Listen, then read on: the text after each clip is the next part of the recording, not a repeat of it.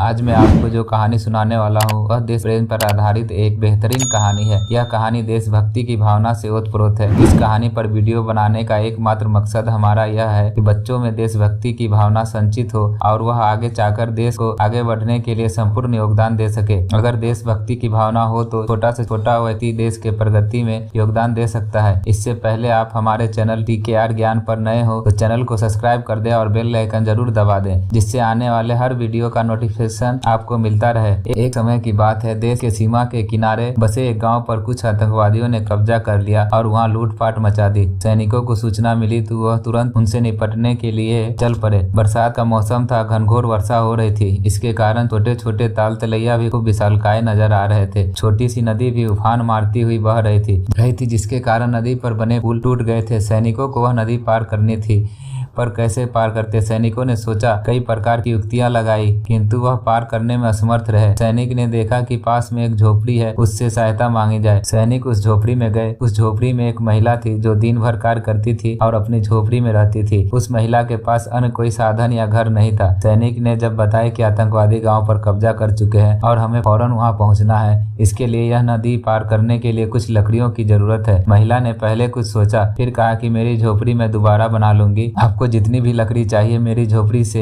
निकाल लीजिए। महिला की इस भक्ति से सैनिक गदगद हो गए और यथाशीघ्र ही नदी पर एक पुल का निर्माण किया गया, जिससे सभी सैनिक नदी के पार उतर गए। महिला के इस देशभक्ति की सराहना जितनी करे उतनी ही कम है। सैनिक जल्दी ही उस गांव पर पहुंच गए जहां आतंकवादियों ने कब्जा किया हुआ था। सैनिकों ने काफी देर के मशक्कत के बाद आतंकवादियों को मार गिराया और कुछ भाग गए, जिससे अपने देश में आए हुए संकट को उन्होंने बहादुरी से टाल दिया और दुश्मनों को सबक सिखाया। नैतिक शिक्षा। देश प्रेम और देशभक्ति से बड़ा कोई धर्म नहीं है। देश है तो हम हैं, ऐसा मानकर देश की सेवा करनी चाहिए। आपको हमारी यह कहानी कैसी लगी? अच्छी लगी हो तो लाइक कर दे और कमेंट में जय हिंद जरूर लिखे और चैनल को सब्सक्राइब कर दे। धन्यवाद।